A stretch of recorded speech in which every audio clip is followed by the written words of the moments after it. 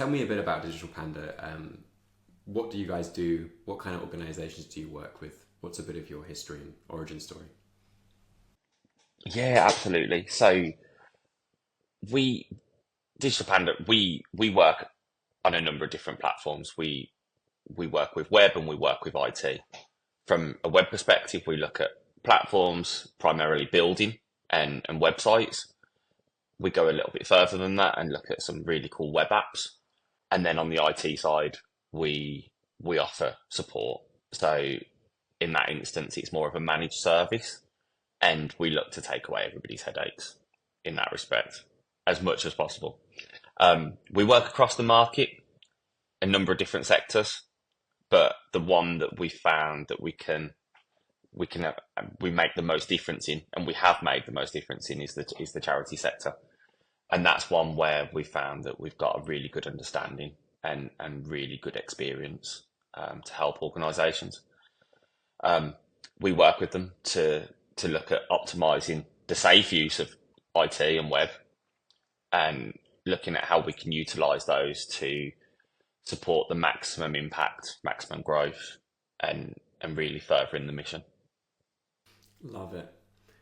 Really cool. And if we talk about one of those website build projects or platform build, I think you called it. My experience with this is it's always a lot more complicated than people think it's going to be. So, what are the things that people tend to miss when they're considering building a new platform or building a new website? And what do you think are the key things that people should be considering when they embark on one of those projects?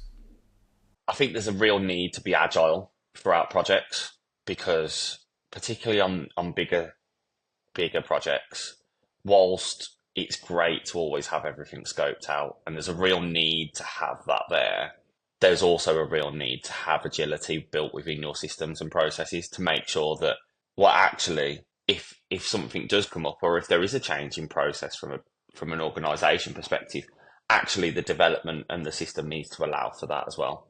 That's key. Beyond that, it it's trying to map out each of the user journeys and having a consideration for what that system was going to look like for everyone that's going to use the system from in each of their different roles. So, what's an example? Like, you mean a customer coming onto the website, or a team member, or someone applying for a job? Is that the kind of user that you mean? And all of the above. Yeah, that's the hard bit. So it's looking at the user voice, absolutely. So it's looking at, yeah, a user coming onto the website. It's looking at the definition of that user. So what, as a service user, what are they? So are they just coming on to learn a little bit more about you? Are they trying to engage in some way? Are they looking for a job? Each of those customers or users are going to have a very different journey. And then if you add into that mix, well, actually, you've got internal members of staff, you've got key stakeholders within the site as well. Each of their journeys, A, will be different, but also the management of the site and how they keep that content up to date, all of those aspects will also look different. Yeah. So, how do you do that? Let's say you're thinking about your potential customer who's coming on the site, and then you're also thinking about, let's call it, an existing customer who's trying to gather some information about you or find a contact number or whatever it is. How do you map all of those different journeys out and make sure that no one's getting lost and no one's, not finding what they need? Absolutely, yeah, and it's a real big consideration, because actually there's there's a big danger to that actually a user could fall by the wayside in that journey, or that there could be some difficulties in the route that they take.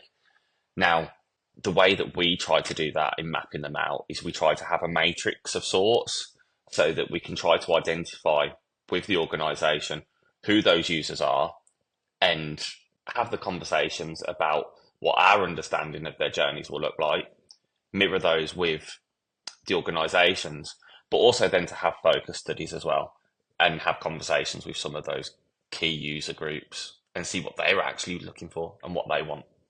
Okay, so you're going out, gathering the data, then mapping it out. So, so people think that creating a website is just, whipping up a couple of landing pages. It's sounding like it's a lot more complicated than that. I think gone are those days. Gone are those days. I think once upon a time there was a lot less to consider. Now there's a lot more, and we have to be really mindful of everyone's needs, what they want, and ultimately you need to appreciate that actually your site is your 24/7 shopfront. So ultimately, it's a reflection of you, no matter the type of user that's looking at it, and it needs to reflect well in all that respect.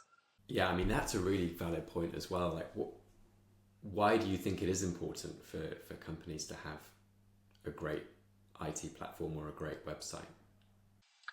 Visibility, I think, ultimately is the number one. Actually, it's probably the most cost effective way to broadcast your business in front of many eyes, 24 hours a day, 7 days a week. That's the really important bit. You're able to communicate and look at your voice, your mission, and communicate all of those things. And these can all be operating around the clock. And I guess one aspect of it as well would be that you own that piece of like real estate, so to speak, because obviously people will put content on various platforms, whether it's YouTube, whether it's LinkedIn or whatever, TikTok if you're TikTok famous. But is it key with a website that you kind of own it and you can shape it however you want, and you have the control almost? Exactly that. Having the control over your narrative, over your brand voice, that's really key, I think, because actually then you're able to define all of those things. That's not to say that you can't from a social perspective, but you don't have that same element of control and freedom that you have through your own site. Okay, that's super interesting. It'd be really interesting as well to walk through, if you don't mind, a kind of specific project. So, let's say I'm a company, let's say I'm a charitable organization. I've had my website now for 20 years. It's from the 1990s. It looks quite dated. I want to refresh it. So like, what would that process look like in practice? How long should people expect it to take, and so on? Absolutely. I mean, there's a whole element and there's a whole process that runs behind it. So the first instance really is a discovery process. And that is, well, it's understanding the charity first and foremost, because actually that's really important in knowing who they are, what they do, what their mission is, what impact they're looking to have, but also trying to see what could the system or the website do that's going to help streamline their business or their day-to-day operations as well. Because those tools hand in hand with the website will actually will even make it perform better. So it's looking at that. It's seeing, okay, what are the core focuses of the chat? Is it to raise awareness? Is it to bring more eyes to what they're doing? Is it to spread knowledge? So is it to healthcare professionals? Is it to look at service users? Is it to help families that are affected? They're all really key things. Or is it to try and fundraise more? Is it to try and bring some more funds in? Is it trying to capture all of that and then hopefully look to manage the gift aid process and try to simplify that as well, which is another massive headache that charities can face. I think once you have a real grasp of what it is that you're looking to do from the site and the associated systems, draw the project plan up, get the scope in place, and then it's a case of getting some initial designs down on paper and drawing all of that in, making sure that all brand guidelines and everything else are considered, and really putting together something special. And then, I mean, I was just going to ask, presumably then it gets built. You got a plan, now it gets built. Exactly that. So getting it built, and that's the exciting bit. And how many revisions do you typically do? Whenever I've been involved in a website project in the past, you kind of lose count of how many revisions, and then obviously the more people you have involved, everyone's got their like perspective and wants to have a say. Absolutely, and it keeps going and everything else. I mean, there's always an element of the revision count, and ultimately the idea is it'd be great to keep that as low as possible. From the organisation's behalf, from our behalf, it makes it a more seamless process. But in the same respect, it also needs to be right. And so actually, if it needs 27 revisions to get to the point that it's going to be right and functioning the best way, then ultimately that's what needs to happen. It does ultimately, we find, the more chefs that there are, the more revision processes that come into play. That's part of the territory. And actually additional guidance from more chefs, so to speak, it's also useful because ultimately it's all guiding the way that the website will be used ultimately. And what are some of the mistakes, the typical mistakes that people make on that website build process from your experience? What are the things that people do wrong, or some of the common misconceptions or something like that? I think one is that it will happen overnight. It's not an overnight process. It needs a lot more consideration. For it to be as effective as a tool as the organisation would want, it needs to be more thought through, and there needs to be real clarity on what problems it's going to solve and what impact it's going to make for the organisation. That's key. Having an understanding of the content that's going to go on there, also really important. And some of these things are generally, they can be overlooked prior to the process. And how long does a typical website rebuild take on average? So there's no typical. That's the one thing that we found over the last years and years of doing this. There's no typical in any of this, because one that you think, okay, that's great, that's going to be pretty straightforward. Actually, by the time that all things considered, it can take a little bit longer. We would look to complete most in the 4 to 6 month sort of territory. If it's a really big site, those timeframes decrease or increase accordingly, depending on what's required. But that's a good sort of milestone as to where they're going to be. Interesting. Okay, shifting gears a little bit now. I'm curious. So, what kind of questions do people typically have when they're looking for a web or IT solution? And I guess I'm thinking specifically about the charities that you guys have so much experience working with. What kind of questions do they typically have, and what are the typical answers to those questions? There's a multitude. It might be, well, how do we go about creating a website that is going to have the most impact for us as an organisation? We really want to make good use of our site. It's been neglected over however much time, or it's not performing the way that we want. How do we make this more impactful? That's one thing.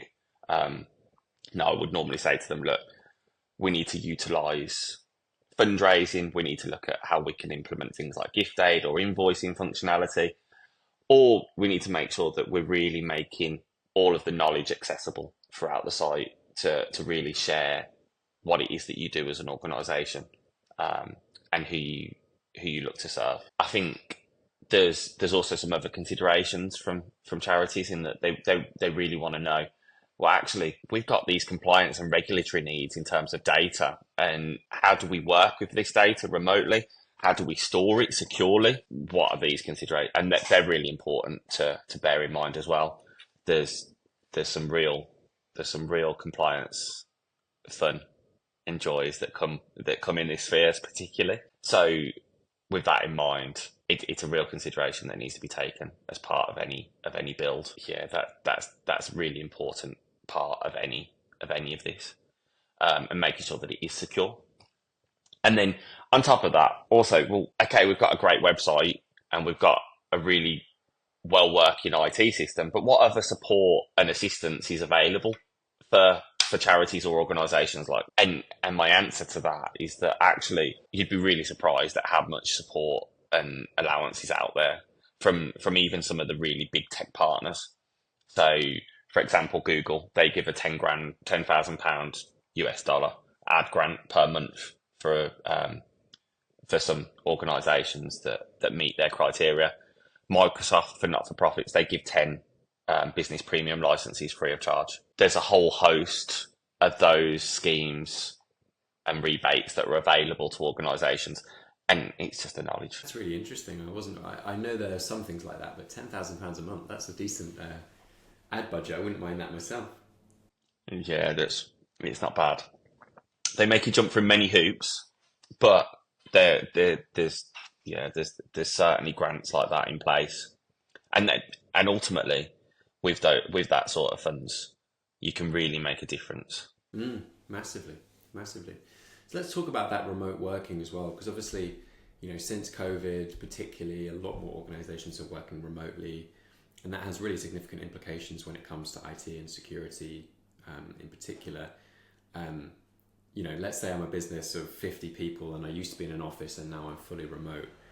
What considerations, like what should I be thinking about? What are some of the dangers that are now apparent to the business?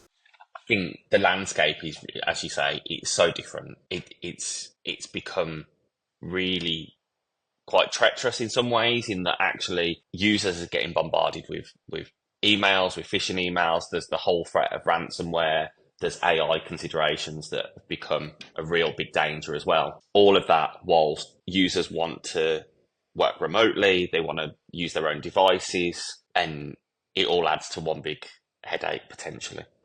Some of the considerations that need to be taken, well, actually, what is the central repository look like as part of the data? Where is that stored? How is it accessed? What equipment is used to access any of the company data? And also making sure that all of the compliance and regulatory requirements are met. So whether there's a Cyber Essentials Plus, potentially. Most insurance providers now require some form of penetration testing or vulnerability scanning on IT systems or websites on at least an annual basis, for their cyber insurance to be valid. So there's all these sort of considerations that need to be bore in mind throughout.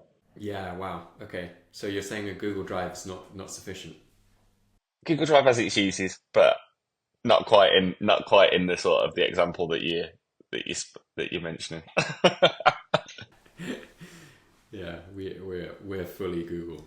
We don't have 50 people, we have 10 people, but I'm sure we're doing some faux pas when it comes to data and privacy. Probably at some point. Yeah, I mean, I mean, again, funnily enough, there's also, in much of the same way that we spoke about a matrix of needs and requirements from a web perspective, a really useful exercise to do for IT is running a permissions matrix and actually looking at is everybody that has access to the data needed, required, and is it all correct?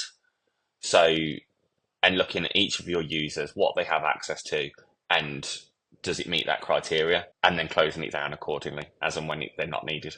Makes a lot of sense. And a big part of this is working with IT providers and technology providers that you can trust, right? Like, why do you think it's so important for businesses to have someone who's a trusted partner when it comes to managing their tech and IT? I think it's having someone there that can offer some clarity. So it's someone that's going to be able to say, okay, this is the best approach, or this is cost efficient, and this is how much it's going to cost. These are the security options that are in place. Having a bit of clarity there is really key. I think beyond that, there's some assurance aspects. So you know that you've got a trustworthy expert that's going to be able to field any of the cloud and any of the difficulties, and saying, okay, well, actually, what does that mean? And also to drill down, actually, what does that mean for my sector? What does that mean for my charity, particularly?